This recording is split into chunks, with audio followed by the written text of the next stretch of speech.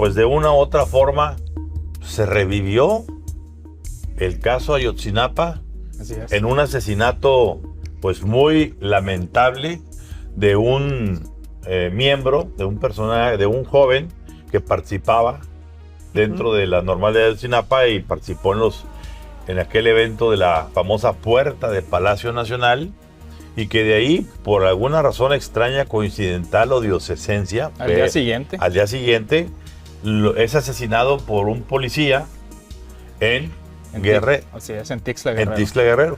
Es asesinado y ese asesinato pues eleva el número de 43 a 44, aunque yo digo que son 45, porque también hay que contar ya cómo es aparecido Alejandro Encinas, a quien lo sacaron de gobernación, ¿verdad? Uh-huh. Y habría que contabilizar también a quien renunció con las investigaciones. Así, al fiscal especial Omar Gómez Trejo, claro. Gómez Trejo.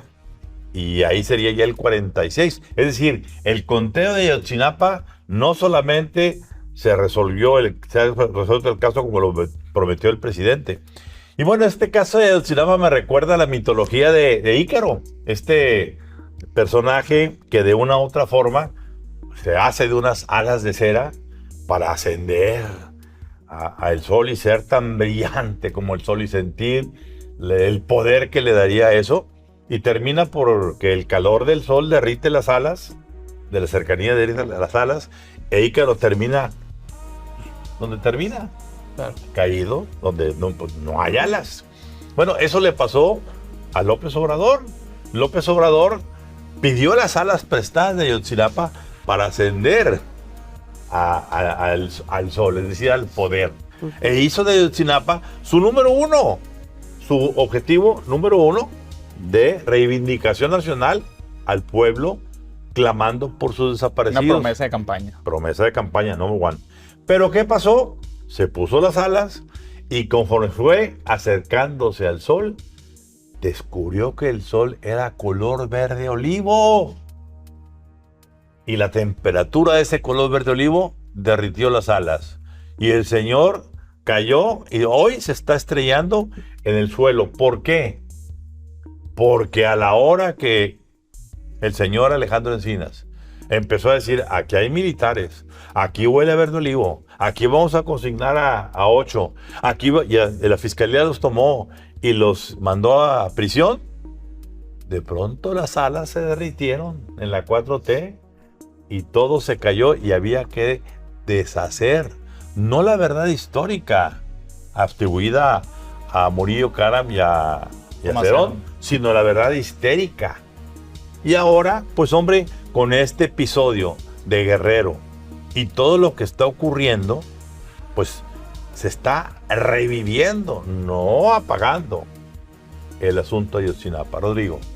A ver, claramente esto es parte del caldo de cultivo de Guerrero como estado fallido, porque está la insurrección abierta del caso Ayotzinapa, que por cierto ya hay reportes que indican que Audomaro Martínez, el titular de la inteligencia en este país, ya le alertó a la campaña de Claudia Sheinbaum, cuidado, porque puede haber provocaciones para tus eventos en los próximos días. Imagínate. La relación entre el movimiento Ayotzinapa y el gobierno de la 4T alcanza su punto más bajo en este momento. Esa es la primera parte del caldo de cultivo de estado fallido, pero vemos también estos videos cada vez más recurrentes donde el crimen organizado maltrata a checadores y a transportistas, donde abiertamente hacen valer la autoridad de aquí somos nosotros y no el Estado.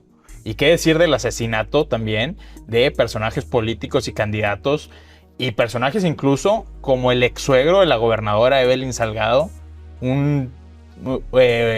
una persona que ya fue procesada también por temas de crimen organizado. A ver, todo esto que hacia dónde indica, hacia que no hay capacidad estatal para resolver los problemas, y por eso la oposición en el Congreso Federal dice necesitamos decretar la desaparición de poderes en Guerrero. Acto seguido, al día siguiente, la gobernadora Evelyn Salgado anuncia 3 temas muy importantes. Primero, la salida del secretario de Seguridad, el general brigadier Rolando Solana, la salida del secretario de Gobierno, Ludwig Marcial Reynoso, y pide también la salida de la fiscal que es una fiscal, por cierto, emanada de las Fuerzas Armadas, una fiscal militar. ¿Por qué? Porque se montó toda una operación de encubrimiento en torno al asesino de Yankee Cotán Gómez. A ver, Yankee Cotán Gómez fue asesinado, habían dicho las autoridades de Guerrero, en un retén. No hubo tal retén, como ahora sabemos por investigaciones federales de la FGR.